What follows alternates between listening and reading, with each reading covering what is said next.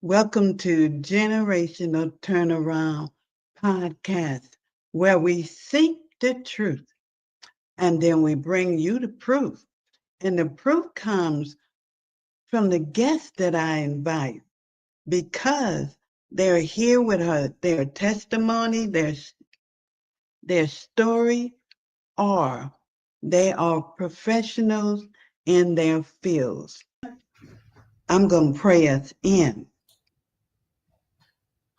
Heavenly Father, I come before you with Deon, my guest, and we're having a little technical difficulty right now. And we know you can do all things. So we're asking you to intercede in whatever is going on right now. We're asking you to teach us, to walk with us, God, to leave us down the path of righteousness, that whatever is going on, we know that it's not in your will.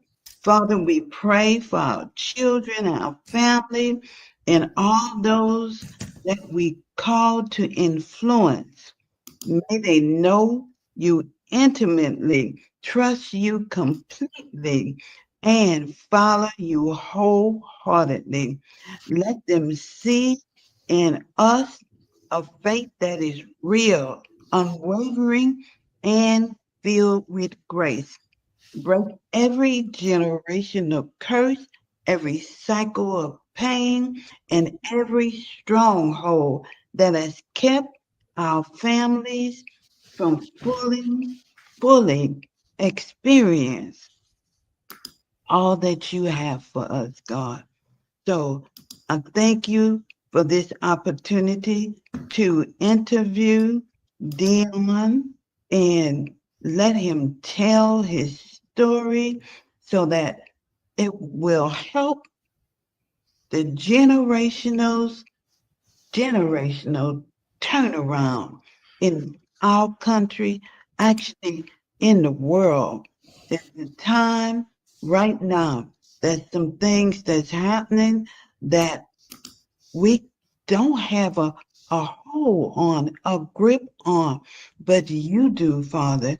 So we will continue to say our healing words until we heal our families in this country.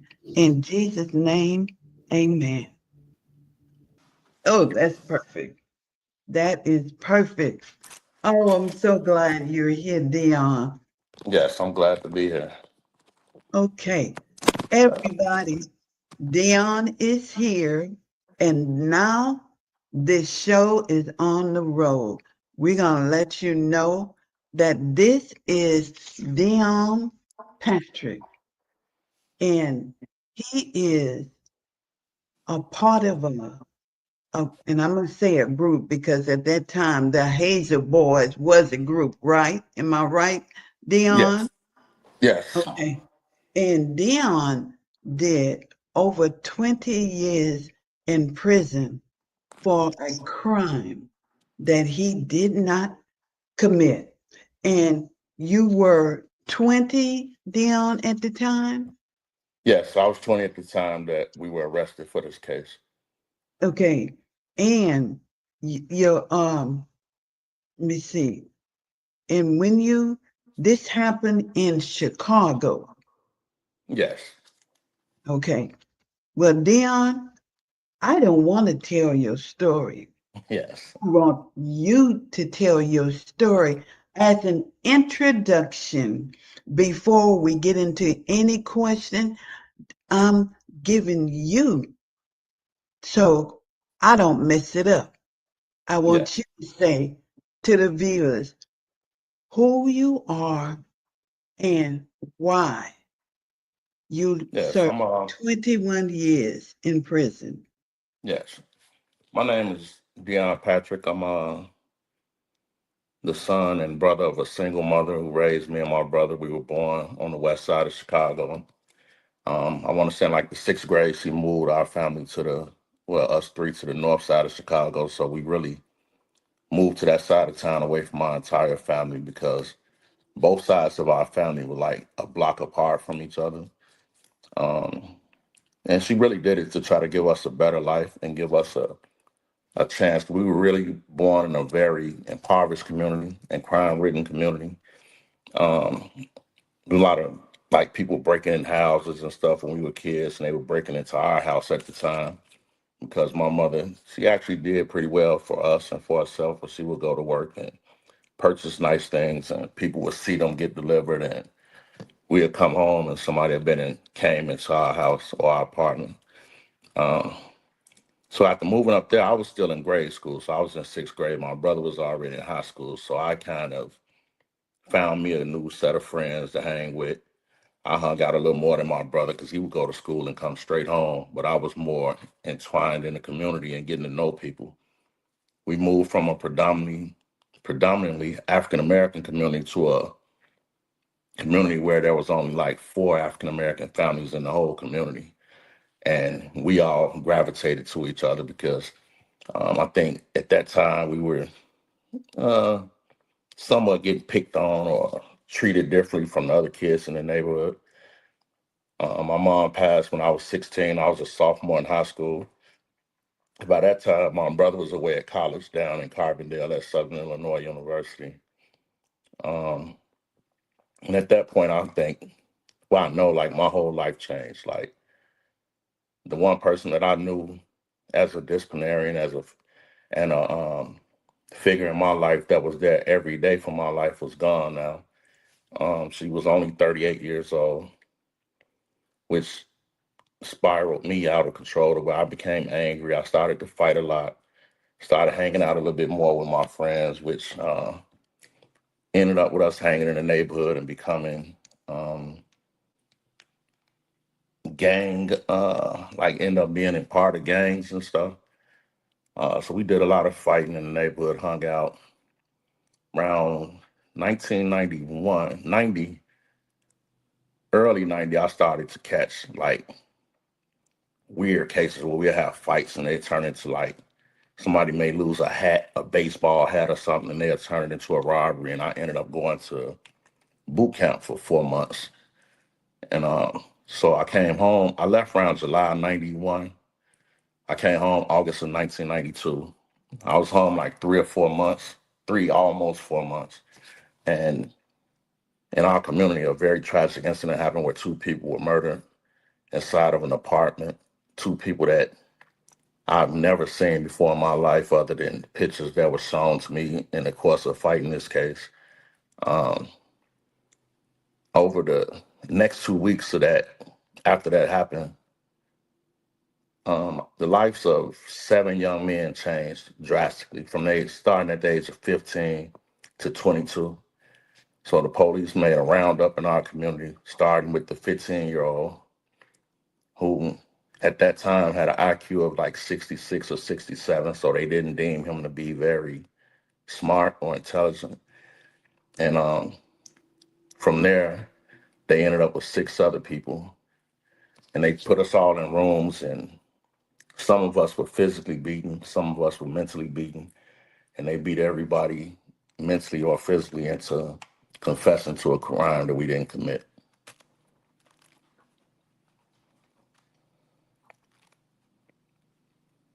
My God. And so they coerced you into admitting that you were there, not that you actually did it, but they wanted to put you in their place.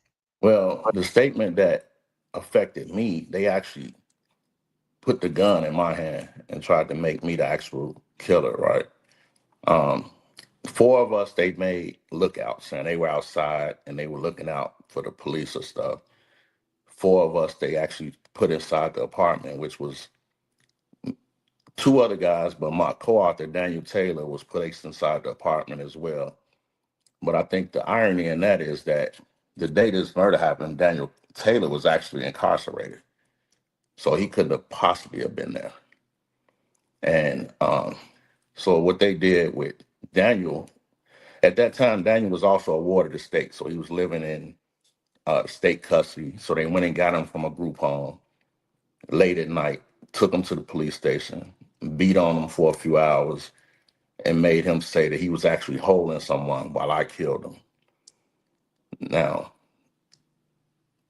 after he made his statement, they put him downstairs in lockup, and I guess he got to like relax a little bit and get to think back to where he was at that day. He Mm-hmm. sent for the detectives and was like, "Man, I need to talk to the detectives." So they come down and get him, and by this time, they don't have a statement from me, Joseph Brown, or Rodney Matthews at the time. They bring him upstairs. He tell him, he say, "I couldn't have been there when that stuff happened. I was in jail the day that murder happened." They didn't Oh, believe him because when they looked in their system, it wasn't there yet because he hadn't been to court yet. So they put him back downstairs. Now, they started rounding us up December the 2nd. December the 5th, we all went to Cook County Jail, either with a court reported statement where a state's attorney and a court reporter was in there typing, or a written confession in which the state's attorney wrote out himself saying that this is what guys told him. So we get to the county December the 5th.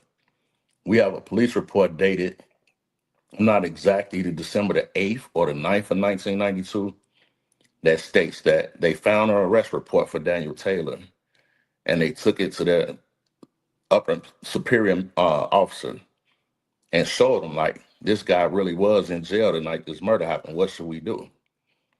And he told them that there's nothing they can do because they had 6 other statements at the time that were all intertwined saying that Daniel was there, even though they now know that Daniel couldn't have been there. So he told them to let the state's attorney's office deal with that. And that's how we ended up going through the process of going to trial on the case.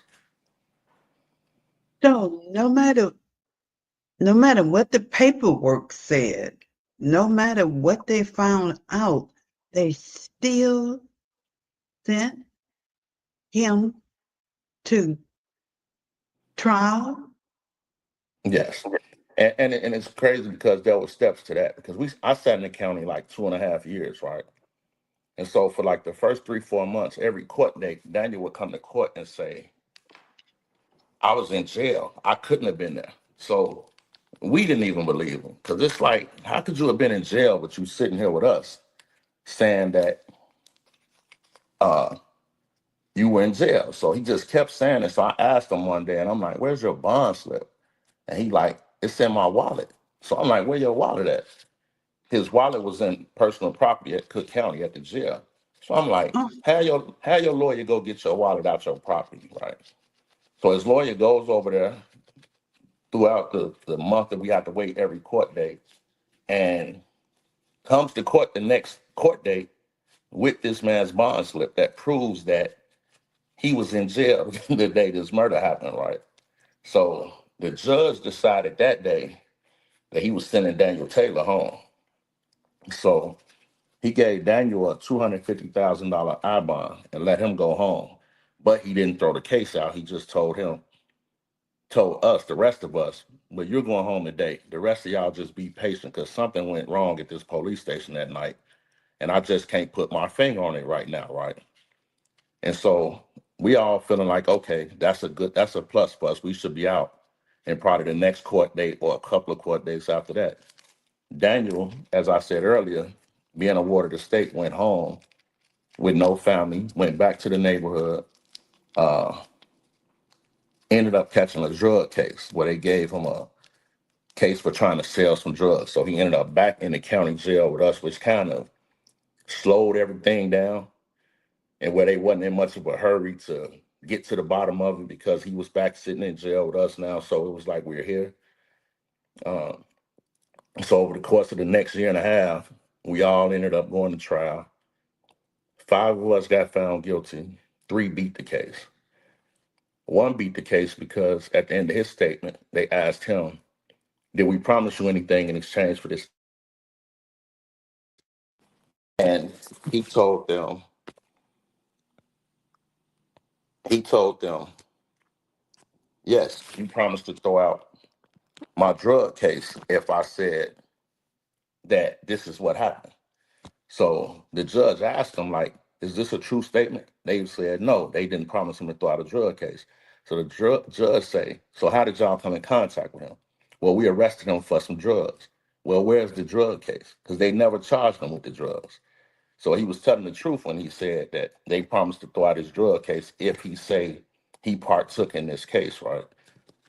The other brother, Joseph Brown, he beat it because they claimed that when they went looking for Joseph Brown, they only had a nickname, which was Slick. So the judge asked them, how did y'all end up with Joseph Brown? They said because he had a curl. Everybody had a curl back then. So how did you end up with Joseph Brown, right? So he ended up going home. Rodney Matthews, he actually went all the way to trial and beat his case, right? His lawyer beat the case out in front of his jury. Um, so out of the four authors, Lewis Gardner and Paul Phillips, they got 30 years and went to jail because they said that they were lookouts on the case. They got found guilty. Me, Daniel Taylor, and another guy named Dennis Mixon got natural life and was sent to the Department of Corrections with a natural life sentence. But it was actually a death penalty case, and they were seeking a death penalty on this case. But the judge in my sentencing said that the only reason he didn't give me the death penalty is because they didn't cross every T and dot every I, and he didn't want these death penalty advocates and extremists coming and put their money behind trying to get me back because I would get back to court too fast.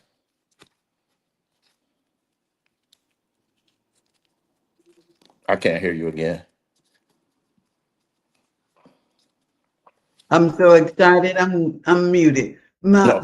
So this just shows what extent they will go to make this case or make somebody pay for this case. What was this, a young couple, an older couple? What? Mm, I think they were a middle-aged couple, and I hate to really describe them like this, but if I'm really being honest, like they were drug addicted, or they were addicts, and they were saying that they were trying to say that this was a drug-related murder, which is what made them focus on us.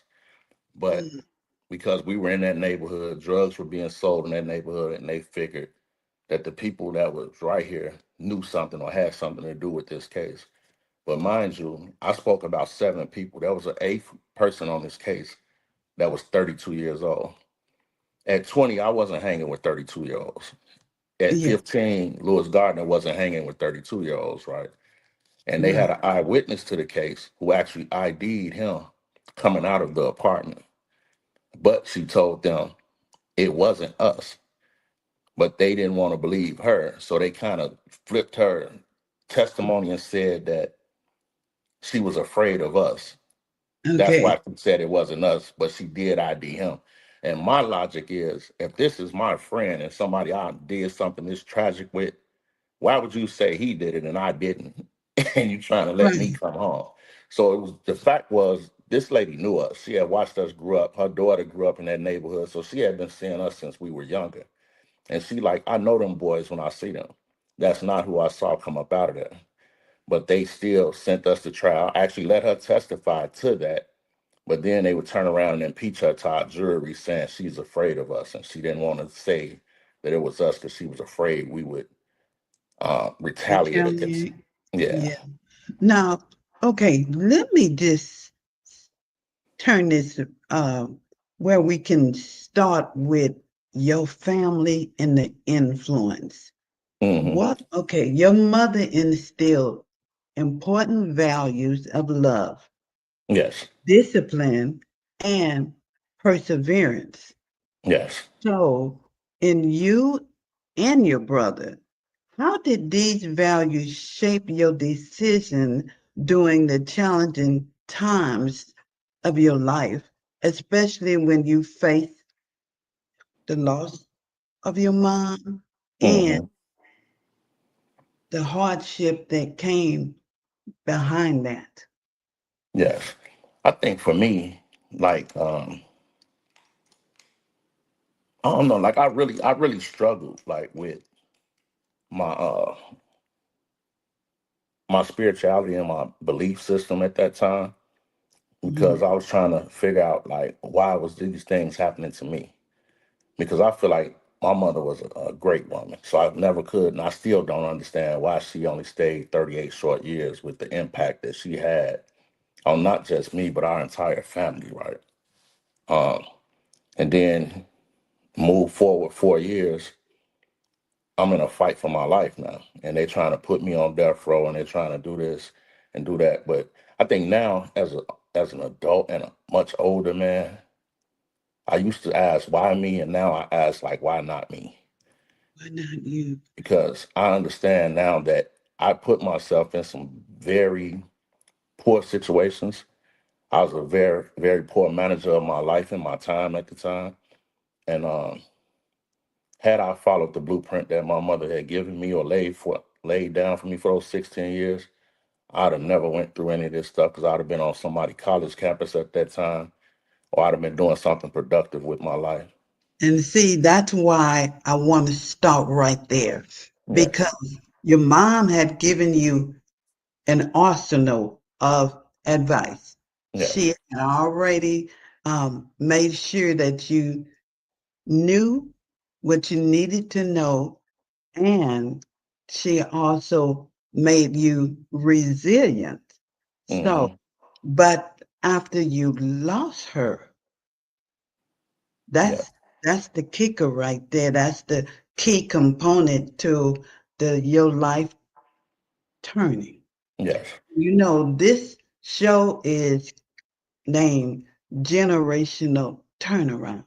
hmm, Now, the generation that you were in, and the the advice and the love and everything that you got from your mom. What generation were you in? What were you called? A millennium?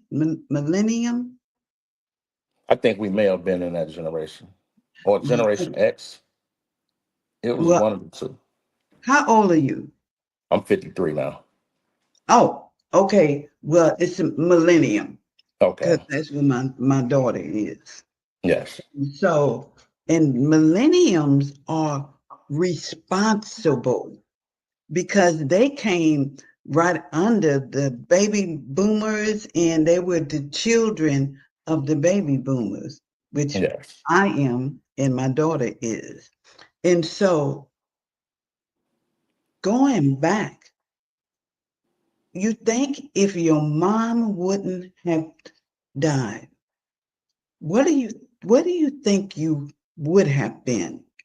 Uh, this jail wasn't an option for me when she was alive. Like I truly know and believe that I wouldn't have went through any of the things I went through had my mom been here, because I wouldn't have been in those positions. I wouldn't have been that angry kid because I had a very happy childhood.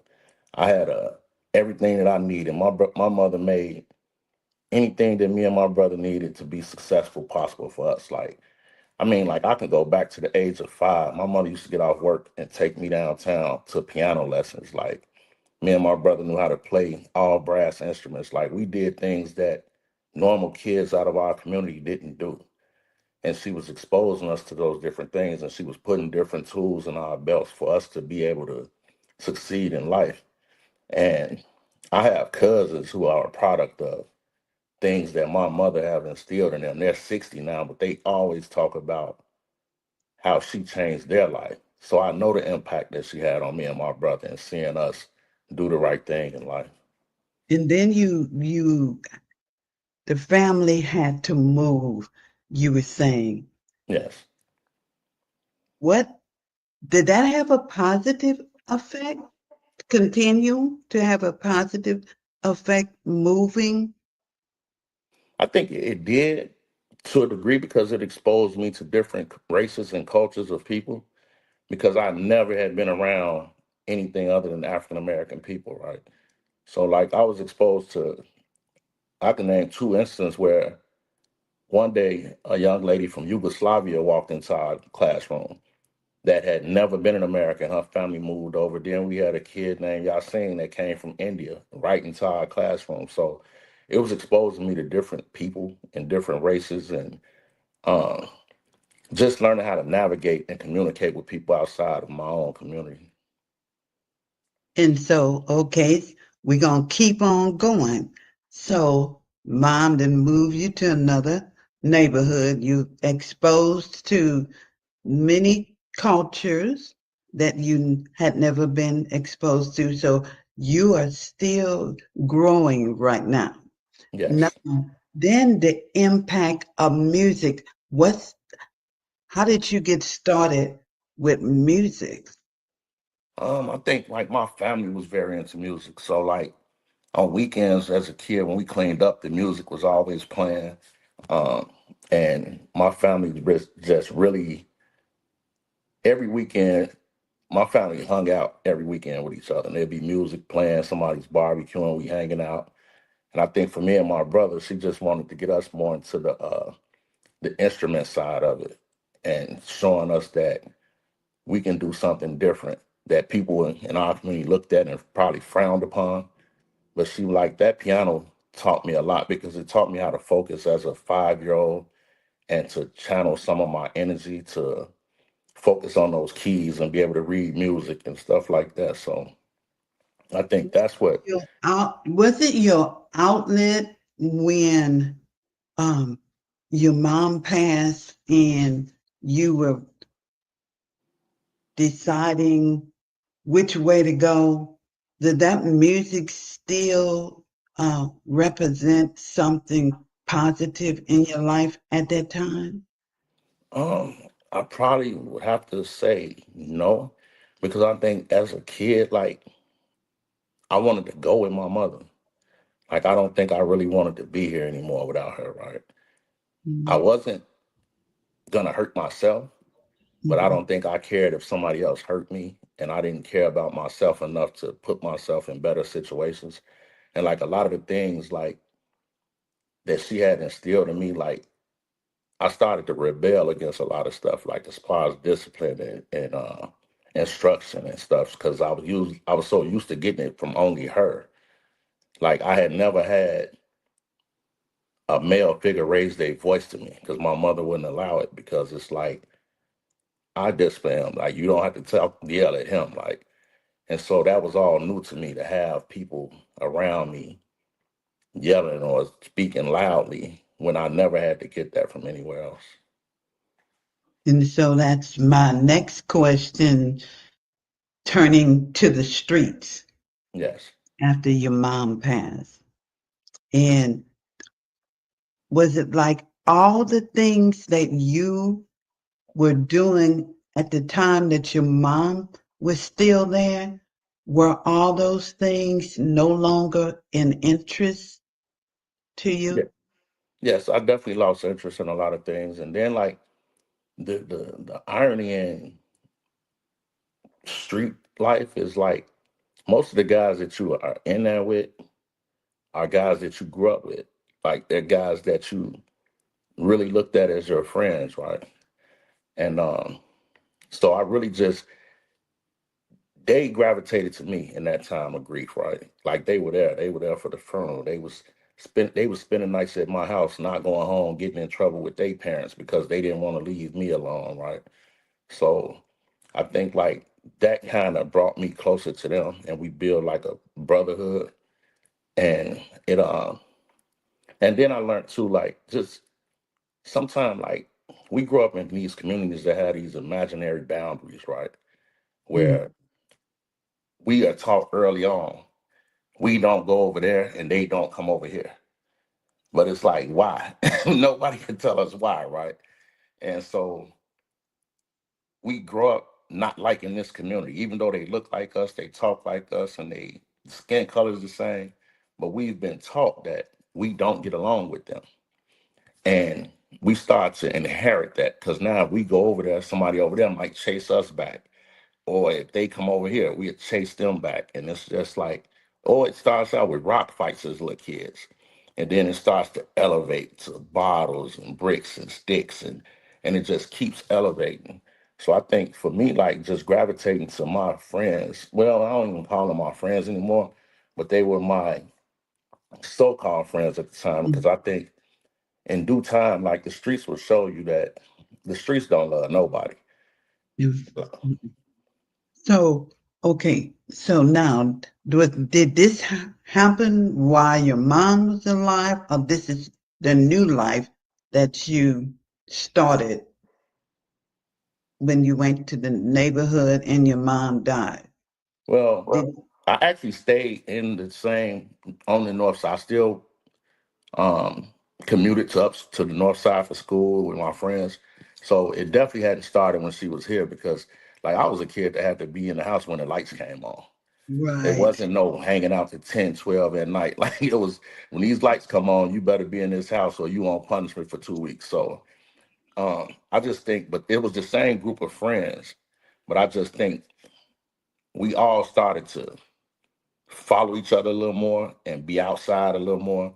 And it just started to grow until where before we knew it, like it was gang stuff going on. Cause there was a lot of like Latinos in that community too, like Puerto Ricans and stuff like that. And it'll be fights, and we look up they claiming a certain gang, which by default puts us in a certain gang because we from over here.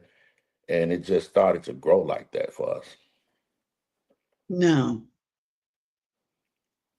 here you are.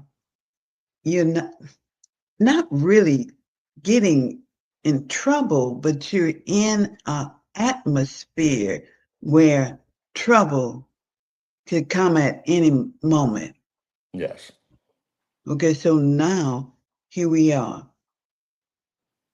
It's been how many years since your mom passed that this happened to you?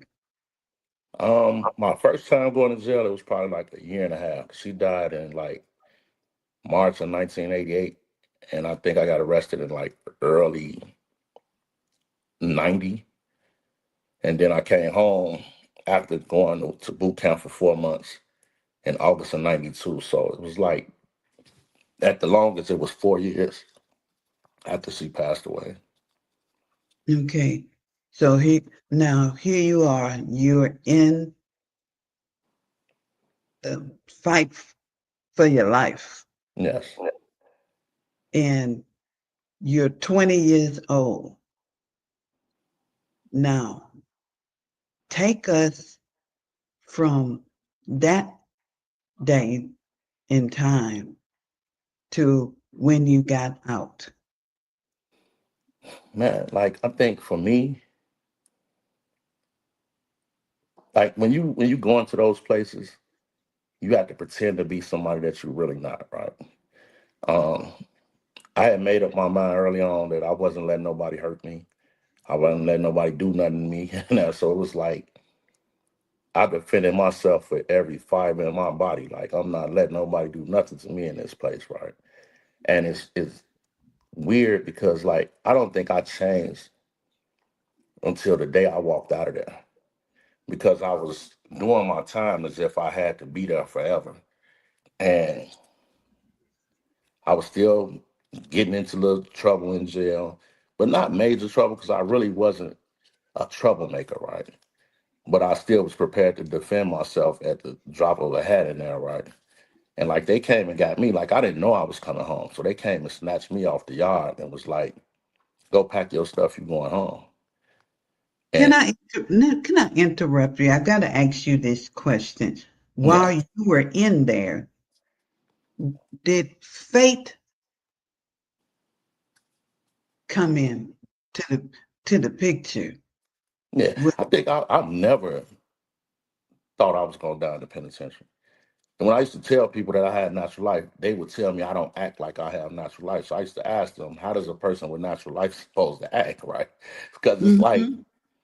I could be having a conversation with a guy and I'll be talking about going home. And then they'd be like, how much time you got? And I'd be like, I got natural life. And they'd be like, why are you talking about going home? Because I'm going home. So it's like Mm. I always knew that I shouldn't have been there. and that Yes. eventually the truth was gonna come out and we would be back home.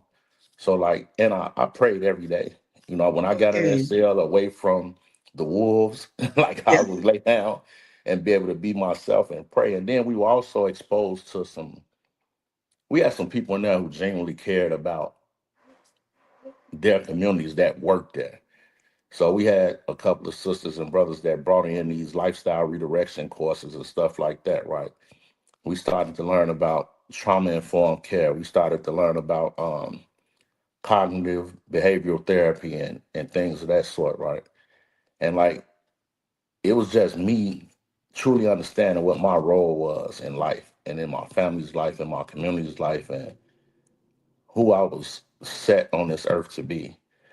Because Okay. like I said earlier, like we pretend a lot. Like nobody was came into the earth bad. You were. Like something happened in these people's lives that was a traumatic experience that they didn't know how to cope with, and it changes something in you. And either you're gonna figure it out or you're gonna go down a dark road until you figure it out if you stay here long enough, right? So I think for me, like just knowing that at some point I realized like I didn't fit in jail. And people like, what you mean when you say that? I'm like, this ain't my crowd. Like there's a lot of it's some bad people in jail, right? And it's like Yeah. I just never felt like I was a bad person. And maybe I was bad to the people that I felt like would do bad things to me, but I wasn't a genuinely bad person. I didn't like bullies. Like I'm always challenging somebody that's picking on somebody. Like I just didn't, it's certain things I didn't like.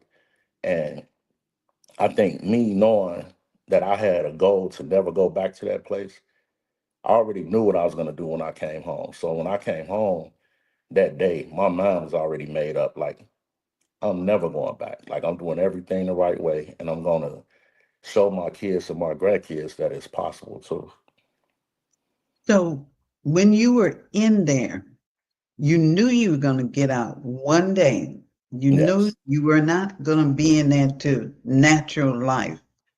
Hmm. What was it about the people that was around you? Were you a motivator, or were you a loner?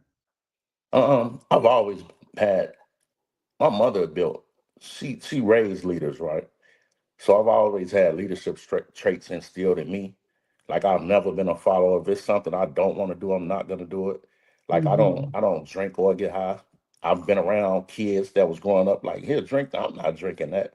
So it's like I never did anything to just fit in, right?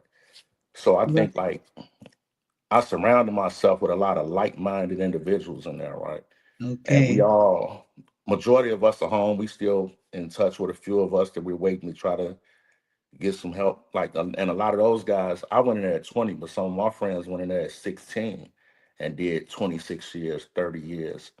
I had a friend that came home that caught his case when he was 16. He did 26 years. He's now the executive director of Illinois Restore Justice. Like, so we knew what we wanted to do when we come home. It was just about getting here and being able to do it. Okay. Okay. So now you're where? At what point did you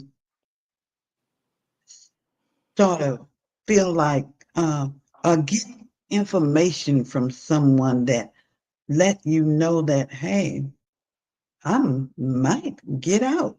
I I mean, because 21 years Hmm. you had done, but what point, what year did you say, I'm turning this around.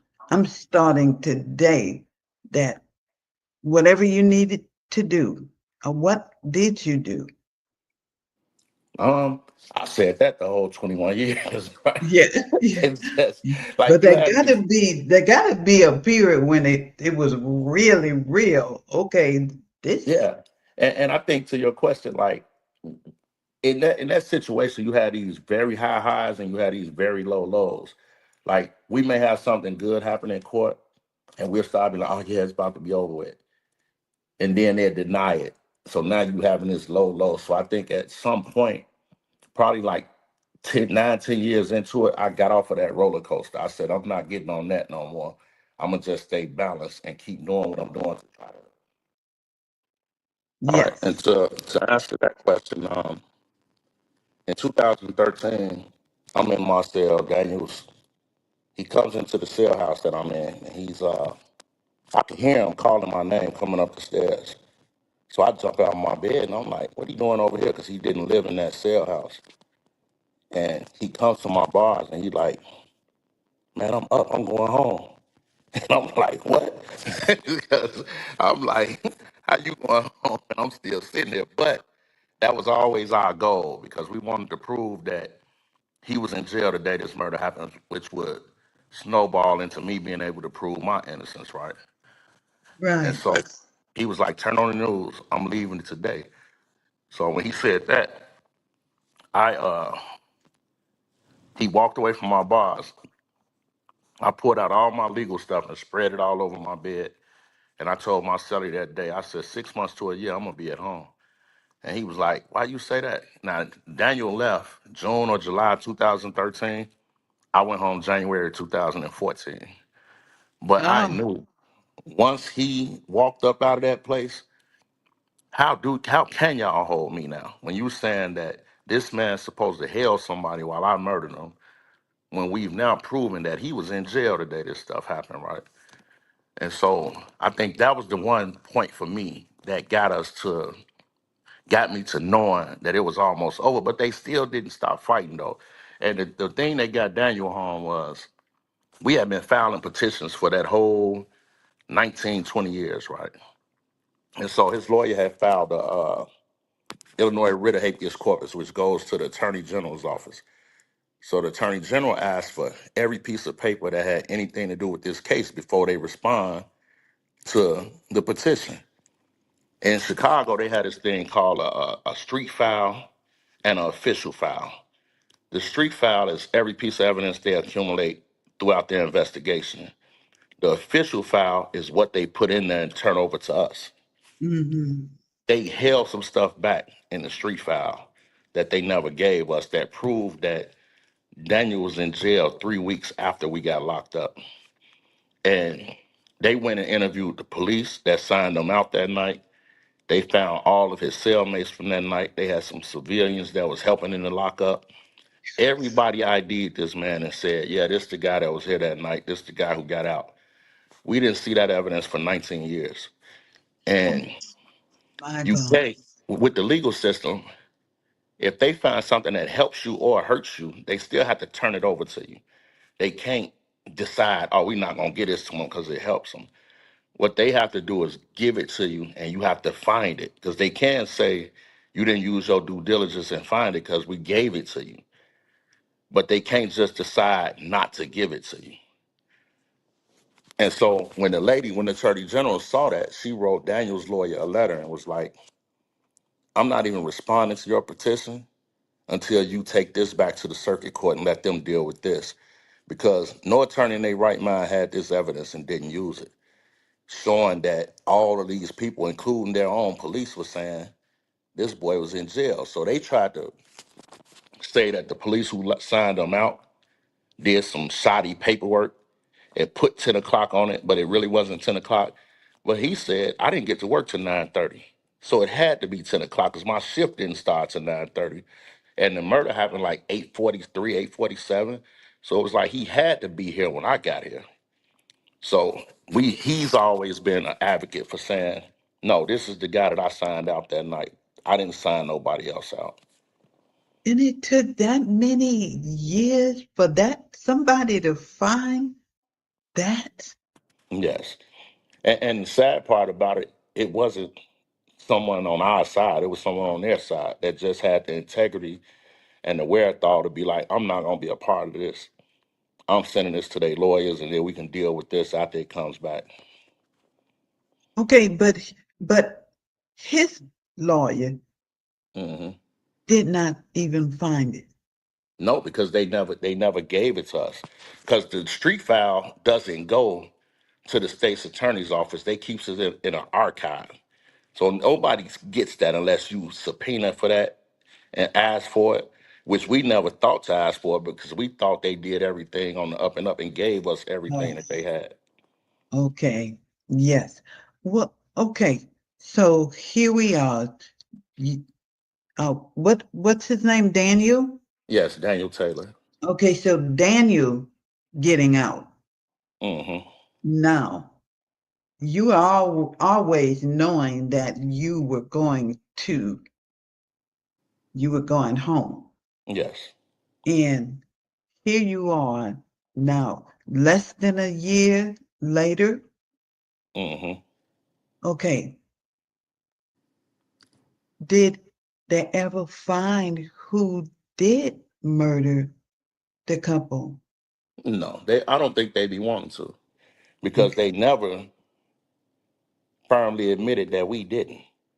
So they still want society to believe that, oh, we had the right people.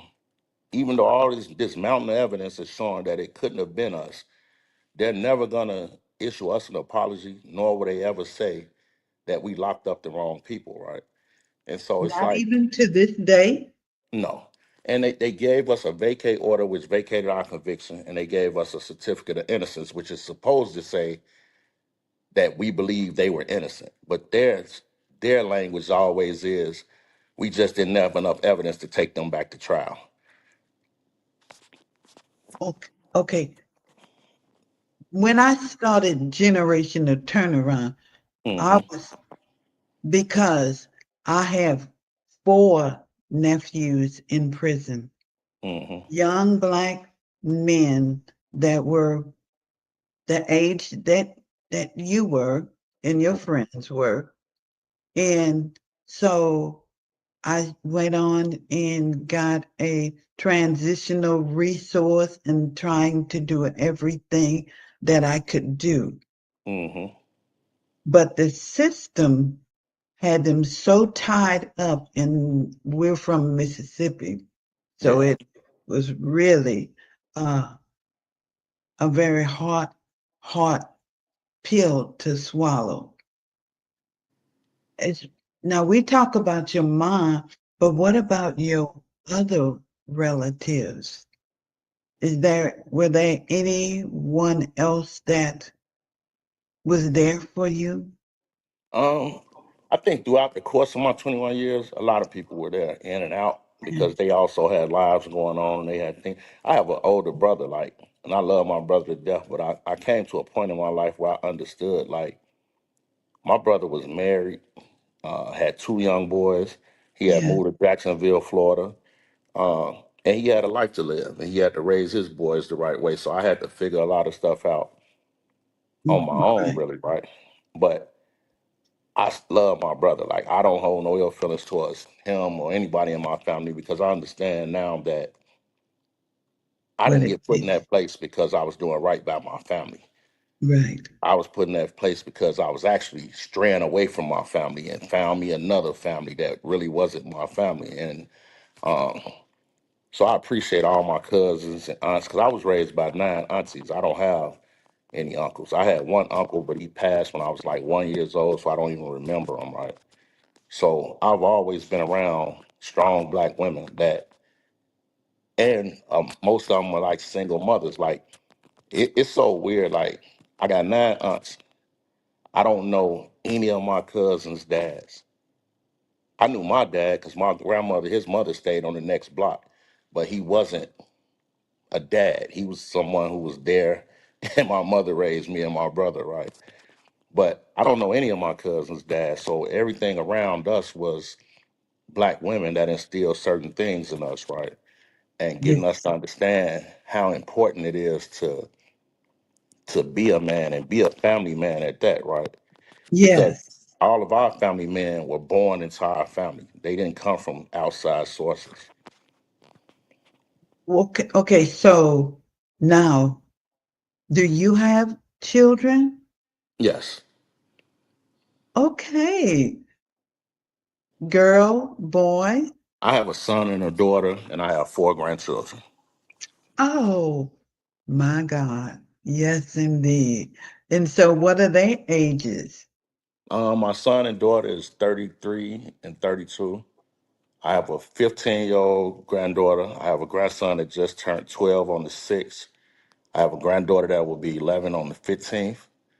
And I have a 4-year-old granddaughter. So what kind of relationship did you have with your children, being that you were there? I think I probably had a better relationship when I was there than I did when I came home. Right? But we're getting back, like, because I think like uh, just when I came, my son has no kids, so all four of the grandbabies are my daughters, right? And Mm-hmm. my son and I be trying to get my kids to understand, like, if anybody knows we can't get that time back, it's me. But they had these moments where they want to be kids and they're 30 some years old now. And it's like, Yeah. my focus is these grandbabies and making sure they have everything that they need, right? Right. Am I Right. going to be there for my kids? Of course. But let's figure out how we take care of these kids that can't take care of themselves right now. And so, Exactly. but I think like we're definitely in a much better space than we were when I first came home. Like my son, he's more quiet where he could be thinking some stuff, but he won't voice it. My daughter used to voice her opinion, and a lot of time it was totally wrong, but it was how she Um, felt. And I was just trying to get her to understand, um, like we went years, like year rather, without talking. And then we'll see each other, she'll get to crying. And I'm telling her, like, we got to stop meeting like this because I need them in my life. That's what makes my life easier, right? Yes. My grandkids are my everything. Like, I feel like Paw is like everything to them. So we Yes. don't fall out at all until they do some stuff at school and I have to get on them. But they don't. They're fine. Like, so I think I'm definitely getting in a better space with how to deal with my kids and get them to understand that, like, I only want what's best for them. 'Cause I think my son feel like I push him too hard, but it's because I want more out of you, and I know you got it in you. So it's like I don't understand it. Then I find myself saying things that my mother used to say to us. So it's That's like, what I was going to say. yeah, like I'm constantly talking to them about the things that she instilled in me and my brother and how certain things should be and go. So we definitely get in a better space, and we learning each other still. It's been over 11 years I've been home, but we're still learning each other right now. But, another thing with generational turnaround is also to bridge the gap. There's a Hmm. big gap Yes. with between the parents and the children or the young folks that we may all know.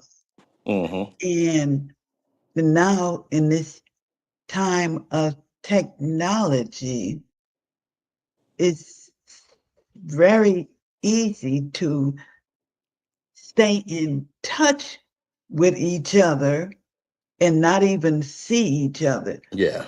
Texting, It's very impersonal now. Like, very impersonal. yeah. So what when I'm talking to TikTok young people, there are a lot of anxiety, stress, and depression Hmm. at very young ages. And a lot of their fathers are not there. Hmm. So they're being raised by the moms, the aunts, the grandmother. Hmm. What, when you came home, did you have a feeling, a need to give back to the community as far as the young men to Definitely. try? Yeah. Definitely. Like I partook in the football team from my old neighborhood when I first got home. I did a book bag and school supply giveaway. Like, and I just felt like I also got into the work of violence for prevention in the city of Chicago, right? Where I elevated to a supervisor over there where I used to go inside the Cook County Jail and talk to the little guys about the the road they were on. And the irony Yeah. in that was I was sitting in classrooms talking to them that I had sat in at their age, Mm. and them being able to hear me talk. And then when I tell them how much time I had did more time than some of them were old, Okay. and they were like, Mhm. "Whoa," because they couldn't see it with me walking in there. But then when I get to talking, they always. 'Cause I used to train with this guy named Benny Lee, and Benny Lee used to always talk about how, like, if you to say something to your 10-year-old self, what would you say to him now? Yes. And I think like my thing would be I would apologize to him for everything that I took him through, right? Because I've been through a lot since that age, right? And understanding that a lot of that was poor management of my life. Like I really mismanaged certain years of my life and put me in bad situations. And so I think like I'm definitely into that even now. Like I still be looking forward to talking to the little guys and getting them to understand that it's more to life than those little 4 square blocks that they claim they hood. And we also have, I've come to the realization like we're the only race of people that have a hood. Like Yeah. we done took the neighbor out of it because we not that Yeah. neighborly no more, No. right? So now we Mm-mm. from this our hood. Like what happened to the neighborhood? Because when I was Mm-mm. little, the parents on my block could have whooped my little butt and took me home, and I That's might right. have got another whooping. Like, oh, he did what? Don't even worry The about it. I got him. the village elders, yes, Definitely, they would definitely. have. But as what would you say to these? Because there's a lot of young people who watch my show, and a lot of foreign, different from a different country. Hmm. So, and they are having the same, especially if they're Americanized. Yes. They have hoods, uh, Hmm. but they may not call it that. Right. What would you say to them that would help in this generational turnaround that we are trying to, and we are trying to have a generational around back to God. Yes. That's what God gave me, generational turnaround back to God. Hmm. And at first I had to God, and a friend of mine gave me back to God. And I said, yes, yes. So, what would you tell almost your younger self, but your younger self in these young people that are um, going in the wrong direction? And I don't. I'm like for me, like I understand the roles in life. Like people have to start putting God first and their spirituality first. Whether and whatever you may call God, God is God, right? Hmm. And then family has to come second. And I Yes. think sometimes, like as young men, we stray away from our family and we end up in the hands of some people that say they care about us and really don't. They're really Hmm. using us like, and I think like one thing I'm known for and not doing is I don't denounce the culture because it taught me Hmm. a lot as well, right? And it taught me a lot Right. about being who you are. It taught a lot of those leadership traits came from that culture because it taught me to stand for something or you'll fall for anything, right? So it's like, but as young men, we have to start valuing our lives. And then you have us like we get to the point where we be like, I die for my homie. Like, why won't you live for him? Hmm. Because that friend that's already died, he left kids here, he left a mother here, he left a grandmother. Go check on them. Make sure they okay. Make sure his kids get taught what he would have taught them or wanted them to learn if he stuck around long enough to figure it out. Because I think the thing with us is like Uh, we're not yeah. staying here long enough to actually grasp what life is about. And because if I don't look at my situation as a blessing, but I know it saved my life though. Yes. I know if I didn't go away and do those 21 years, I'd have either been dead or I'd have been in there for something I did do, right? So I Mm. understand now that God set me down. And if he'd let me go 5 years later, I'd have went home and got in some trouble. If he'd let me go 10 years later, I might have went home and got in some trouble, right? So it's like it was perfect timing. Like he sat me down until he knew I was ready to be reacclimated back into society. And then I went back to school a little bit since I've been home. I wanted to take some early childhood development classes, right? Oh, all right. What Uh, made you want to do that? I wanted to learn how to teach my grandkids and be able to Okay. get my point across to them, right? Yeah. And in that class, for the first time at like 45, 46, I heard the term emotional intelligence. Oh, yeah. And I had never heard it before. And the teacher was like, well, y'all should have learned that in kindergarten. And I'm like, well, they don't teach that in our neighborhood. They teach Uh-huh. if they hit you, hit them back. You better not come Yes. home crying. Boys don't cry. Like we were taught Mhm. differently, right?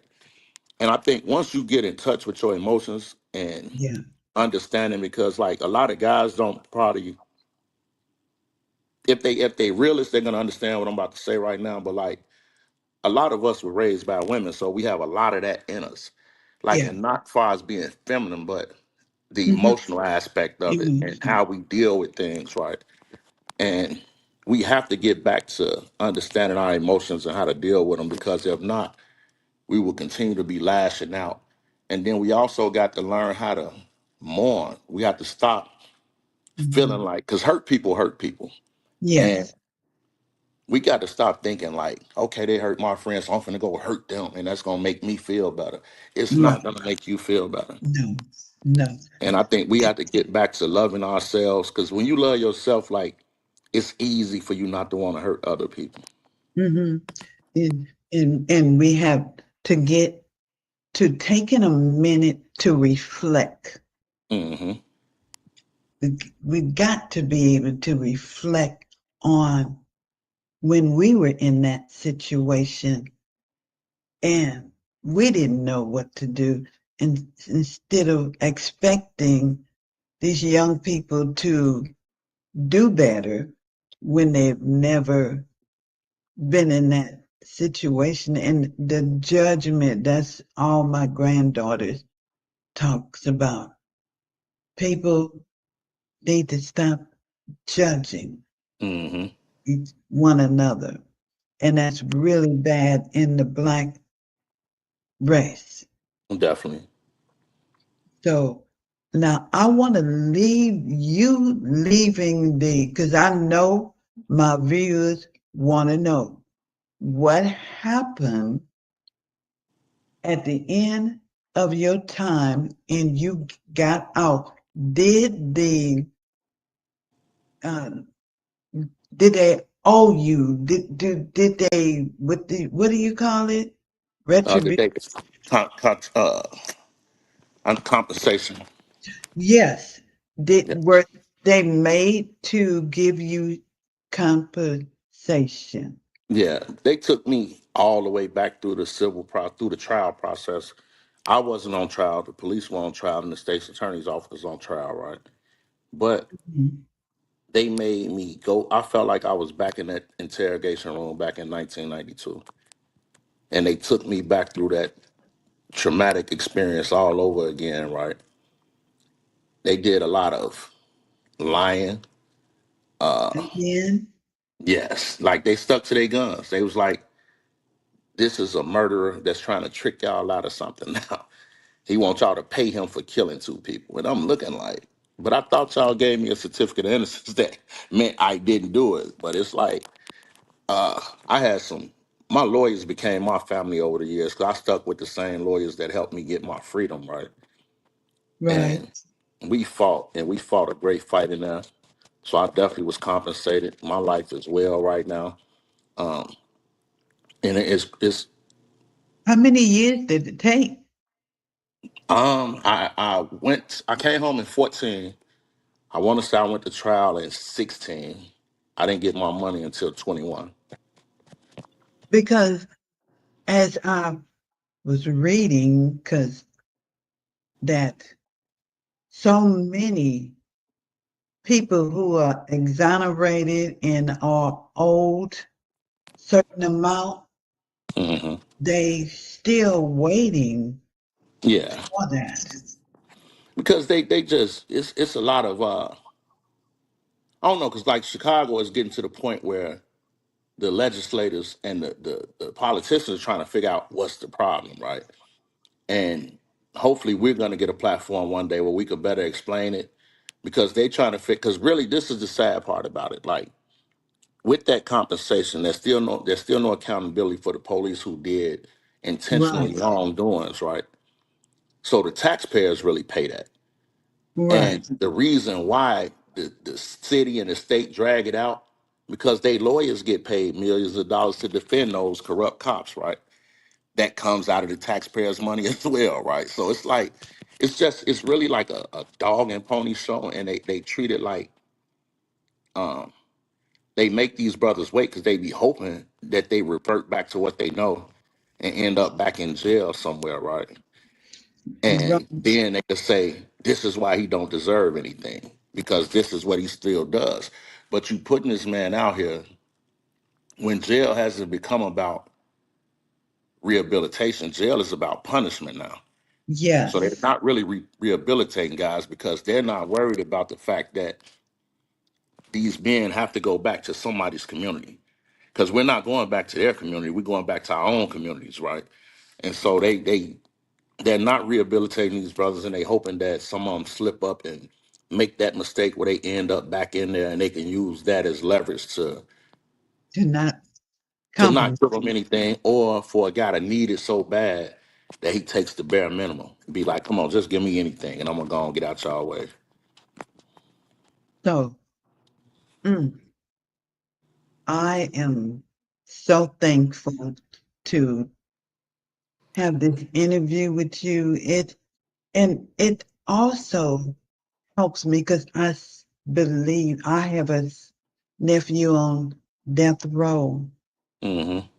and I still believe I never stopped believing that he is going to come off of death row and come home.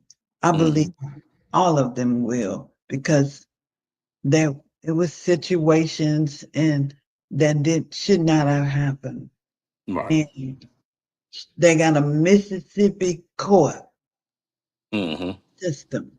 And so, but I pray that today has been better than yesterday, but not as good as tomorrow. Tomorrow, yes.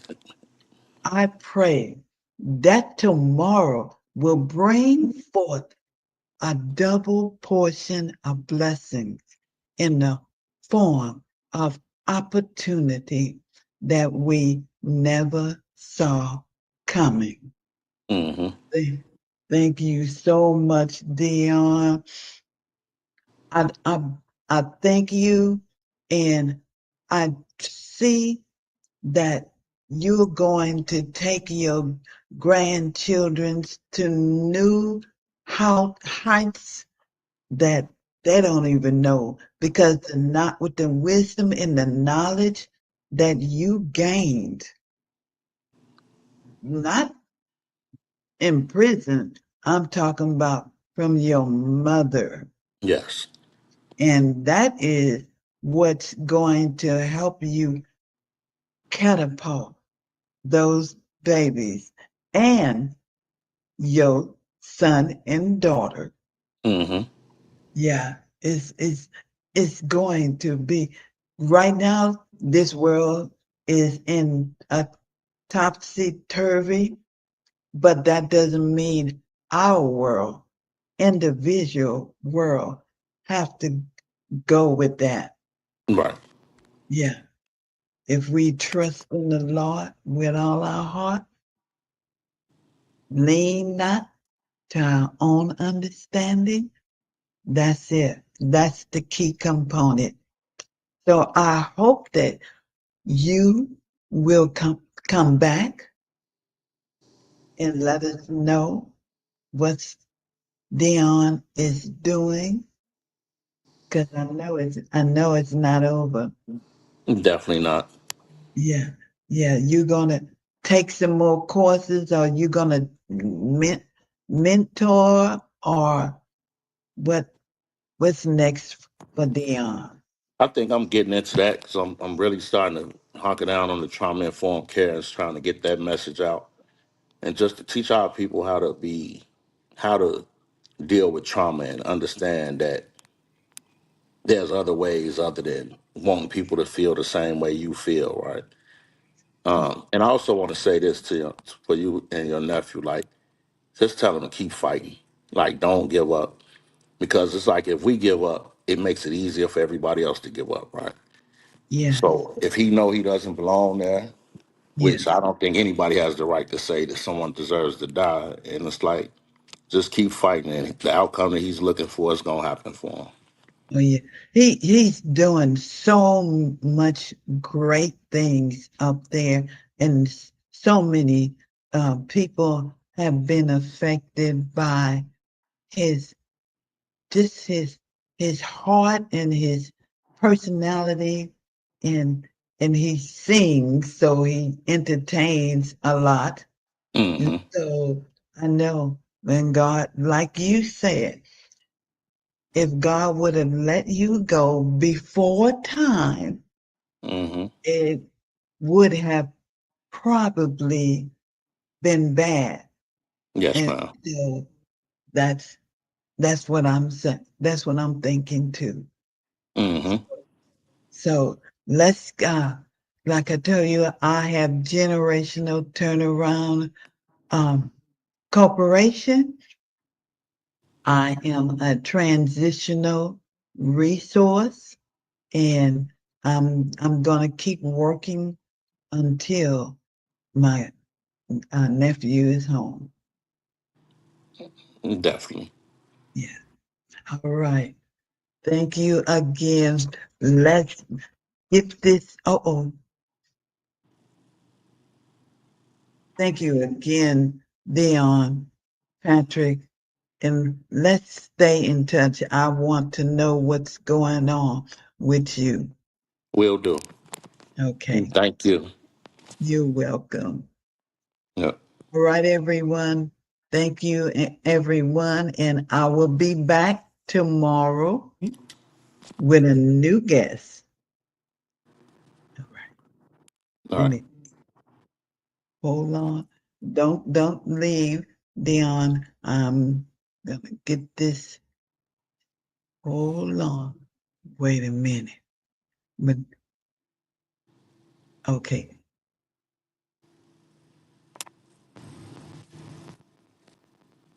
I am who I am, no need to justify. Goodness and mercy follow my way. For I am who God says I am each day. I am because I am says I am. In this house I find my eternal rest. Forever and ever, amen. With him I am truly blessed.